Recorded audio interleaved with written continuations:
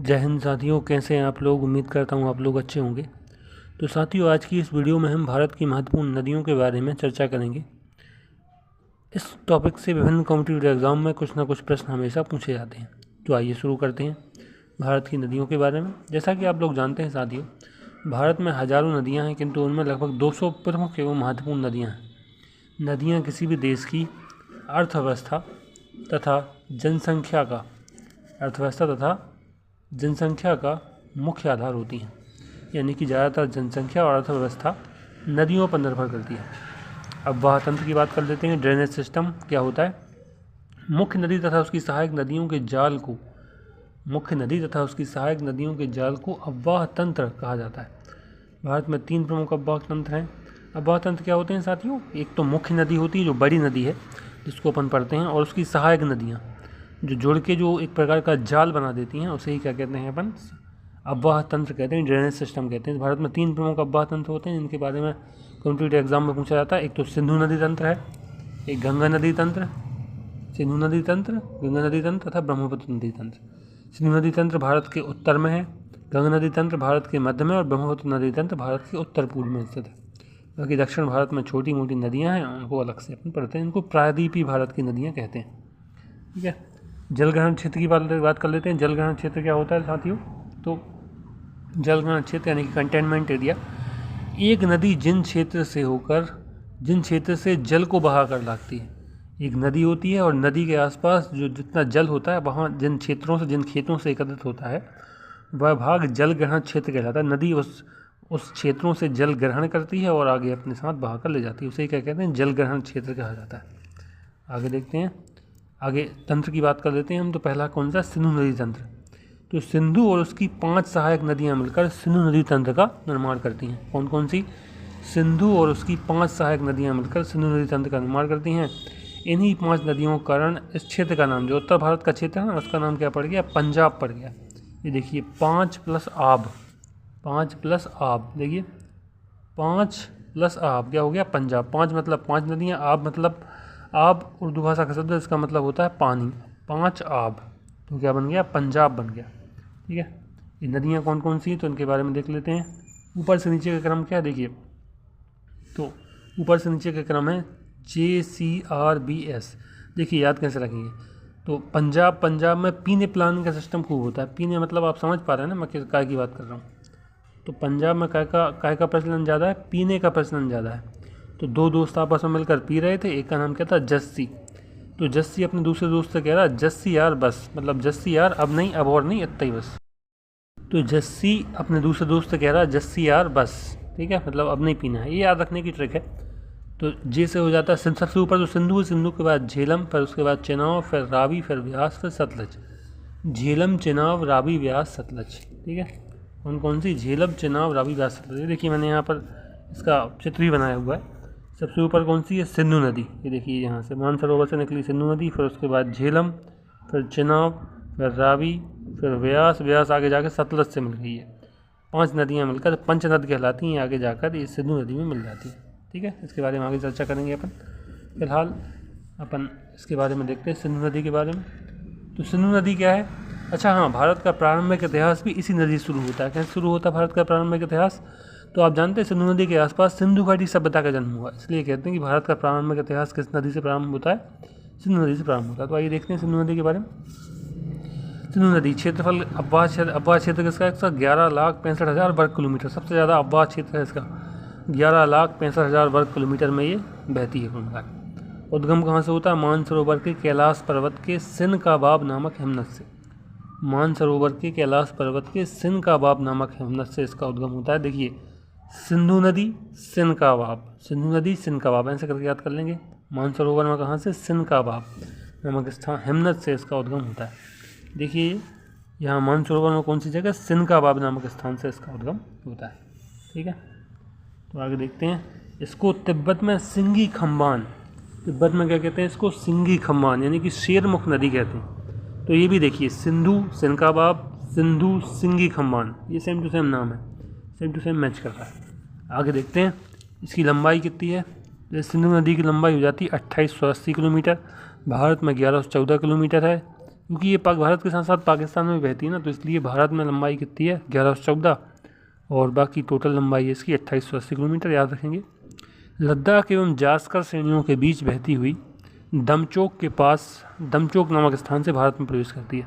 देखिए ये जो है ना लद्दाख एवं जास्कर श्रेणियाँ, ये काय का भाग है ट्रांस हिमालय। अभी हिमालय के भाग पढ़ेंगे अपन, तो उसमें चर्चा करेंगे। ये लद्दाख और जास्कर श्रेणियाँ है, काय का भाग है ट्रांस हिमालय का। तो लद्दाख एवं जास्कर श्रेणियों के बीच बहती हुई दमचोक के पास भारत में प्रवेश करती है। याद कर सकेंगे, देखो जाल, ट्रांस हिमालय का क्या है यहाँ पर जाल है, जाल के बीच से बहती है। तो क्या हो गया, लद्दाख जास्कर श्रेणियों के बीच बहती हुई दमचोक के पास दमचोक नामक स्थान से भारत में प्रवेश करती है। यानी कि ये जो स्थान है ना, ये इसका नाम क्या है दमचोक, ये वाले स्थान का नाम क्या है दमचोक के पास भारत में प्रवेश करती है। ये लद्दाख और जास्कर श्रेणियों के बीच बहती हुई, लद्दाख और जास्कर श्रेणियाँ, ठीक है। तो आगे देखते हैं। संगम, संगम कहाँ होता है इसका, अरब सागर में। संगम इस नदी का कहाँ होता है, ये देखिए यहाँ ये भारत की सीमा, ये पाकिस्तान की सीमा, और यहाँ पर क्या है नीचे अरब सागर है। यहाँ पर नीचे क्या है अरब सागर। अरब सागर का नाम इसलिए क्या पड़ गया, सिंधु सागर पड़ गया है, सिंधु नदी का। इसकी सबसे बड़ी सहायक नदी कौन सी है, चिनाब। तो देखिए ये चिनाब जो है ना, ये चिनाब यहाँ, ये झेलम भी इसी चिनाब में मिली हुई है, रावी भी इसी चिनाब में मिली हुई है, और व्यास सतलज भी इसी चिनाब में मिली हुई है। जब तक ये 5 नदियाँ मिल नहीं जाती तब तक इसका नाम पंचनद नहीं होता। इसके पहले यहाँ तक इसका नाम क्या है, चिनाब। तो इसलिए इसका सबसे बड़ी सहायक नदी कौन सी, चिनाब। आ चुका है क्वेश्चन, याद रखेंगे। सिंधु की 5 सहायक नदियाँ मिलकर संयुक्त रूप से पंचनद कहलाती हैं। ये देखिए जो पाकिस्तान के मीथन कोट में सिंधु से मिल जाती है, ये पाकिस्तान के पास ये जगह है, इसका नाम क्या है, मीथन कोट है, ठीक। लेह तथा लद्दाख सिंधु के दाएं तट पर स्थित है। ये देखिए सिंधु नदी यहाँ से निकली, ये यहाँ पर क्या है, लेह लद्दाख स्थित है। भी क्वेश्चन आ चुका है, लेह लद्दाख सिंधु के किस किनारे पर स्थित है, तो दाएं तट पर स्थित है। सिंधु नदी यहाँ से निकली और ये दाएं तट, ये बायां तट इस साइड और उस साइड दायां तट, ठीक है। फिर सिंधु नदी जल समझौता 1960 में हुआ। भारत 20% पानी उपयोग कर सकता है और पाकिस्तान 80%।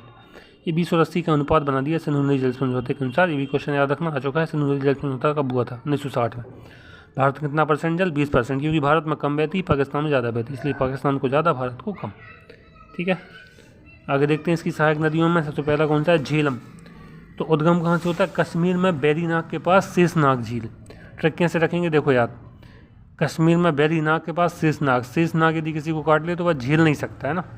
ट्रिक क्या है, शेषनाग किसी को काट ले तो वह झेल नहीं सकता। तो झेलम नदी, ये सॉरी शेषनाग झील के पास झेलम नदी का उद्गम होता है। लंबाई कितनी, 725 किलोमीटर। ये मुजफ्फराबाद से मीरपुर तक भारत पाकिस्तान की सीमा का निर्माण करती है। यहाँ ये जो पाक ऑक्यूपाइड कश्मीर है ना, कुछ दूर तक ये जो है ना, ये भारत पाकिस्तान सीमा पर ऐसे बहती है, थोड़ी नीचे इस साइड फिर ऐसी मुड़ जाती है, ठीक है। तो मुजफ्फराबाद से मीरपुर तक भारत पाकिस्तान सीमा का निर्धारण कौन सी नदी करती है, ये झेलम नदी करती है। तो इसका संगम कहाँ होता है, चिनाब नदी में। देखिए जो कि आप झेलम भी कहाँ मिल जाती है, चिनाब में। झेलम भी कहाँ मिल जाती है, चिनाब नदी में मिल जाती है। कौन कौन सी परियोजना है इस पर, तुलबुल परियोजना तथा उरी परियोजना इसी नदी पर है। कौन कौन सी परियोजना है, तुलबुल परियोजना तथा उरी परियोजना इसी नदी पर है। याद कैसे रखेंगे, देखिए किसी को नाग ने काट लिया ना, किसी को क्या कर लिया, नाग ने काट लिया, तो उसको उसका खून कैसा बहता है, तुल तुल करके बहता है ना। उसका खून कैसे बहता है, तुल तुल करके। तो ऐसे करके याद कर सकते हैं। तुलबुल परियोजना कहाँ पर है, झेलम नदी पर। किसी को सांप ने काट लिया तो क्या कहते हैं लोग, उरे सांप ने काट लिया, उरे क्या कर लिया, सांप ने काट लिया। तो ऐसे करके याद रखेंगे। तुलबुल परियोजना और उरी परियोजना झेलम नदी पर स्थित है, ठीक है। फिर अगला देखते हैं कौन सी नदी, चिनाब नदी। चिनाब नदी का उद्गम कहाँ होता है, बड़ा लाचा दर्रे से होता है, हिमाचल प्रदेश में। चिनाब नदी का उद्गम बड़ा लाचा दर्रा, हिमाचल प्रदेश। ये चंद्र तथा भागा नदियों के संगम से मिलकर बनती है। चंद्र और भागा 2 अलग अलग धाराएं हैं, मिल जाती हैं तो उसे क्या कहते हैं, चिनाब कहते हैं। यहाँ चंद्र और भागा 2 अलग अलग धाराएं हैं, मिलके क्या बन जाती है, चंद्रभागा नदी बन जाती है। याद कैसे करेंगे, देखो चिनाब को चुनाव याद करेंगे, चिनाब को क्या करेंगे, चुनाव। चुनाव क्या होता है, भारत में बहुत बड़ी चीज़ है। चुनाव क्या है, बहुत भारत में बड़ी चीज़। तो बड़ा लाचा दर्रे से उद्गम होता है, चंद्र और भागा नदियों के संगम से मिलकर बनता है, ठीक है। सिंधु की सबसे बड़ी सहायक, देखिए चिनाब चंद्रभागा, ये भी याद कर सकते हैं, चिनाब और चंद्रभागा। सिंधु की सबसे बड़ी सहायक नदी कौन सी है, यही अभी अपन ने पढ़ा। ये देखिए सबसे बड़ी सहायक नदी चिनाब है, तो वही यहाँ पर पॉइंट रिपीट हो रहा है। ये सिंधु की सबसे बड़ी सहायक नदी, लंबाई 974 किलोमीटर है। दुलहस्ती परियोजना, कौन कौन सी परियोजना है देखें, दुलहस्ती परियोजना तथा सलाल परियोजना, बगलेहार परियोजना इसी नदी पर है। कौन कौन सी देखिए, आइए हम महत्वपूर्ण है बहुत ज़्यादा। दुलहस्ती परियोजना, सलाल परियोजना, बगलेहार परियोजना। कौन कौन सी परियोजना है? दुलहस्ती परियोजना, सलाल परियोजना, बगलिहार परियोजना। देखिए चुनाव से याद किया था अपन ने, चुनाव कौन कौन लड़ता है? बड़ी बड़ी हस्तियाँ लड़ती हैं। कौन लड़ता है? बड़ी बड़ी हस्तियाँ। दुलहस्ती, उनके बेटे लाल, उनके लाल भी लड़ते हैं। बड़ी बड़ी हस्तियाँ और उनके लाल, सलाल परियोजना। और वो कई बार क्या होता है, चुनाव में हार भी जाती हैं। तो देखिए चुनाव, हस्ती, उनके लाल, और वो क्या होते हैं, कभी कभी हार भी जाते हैं। तो बगलिहार परियोजना इसी नदी पर, ऐसे करके याद रखेंगे। फिर देखिए करंट अफेयर क्वेश्चन 2024 में, चिनाब रेल ब्रिज, ये प्रधानमंत्री ने इसका उद्घाटन किया था। भारत में सबसे ऊंचा रेल ब्रिज है, 359 मीटर इसकी ऊंचाई है। उधमपुर श्रीनगर बारामूला रेल लिंक परियोजना इसको कहते हैं। उधमपुर श्रीनगर बारामूला लिंक परियोजना के तहत ये बनाया गया। ये करंट अफेयर का क्वेश्चन भी। ये एफिल टावर से भी ऊंचा है ना, 35 मीटर लगभग एफिल टावर से तक ये ऊंचा है। तो भारत का सबसे ऊंचा ब्रिज, ये भी पूछ सकते हैं, रेल ब्रिज कौन सा है? तो 359 किलोमीटर ऊंचा चिनाब रेल ब्रिज है। ठीक है, तो आज की इस वीडियो में इतना ही। आगे की नदियों के बारे में पार्ट 2 देखें। यदि ये वीडियो आपको पसंद आया हो तो चैनल को सब्सक्राइब तथा लाइक एवं शेयर जरूर कर दें। जय हिंद।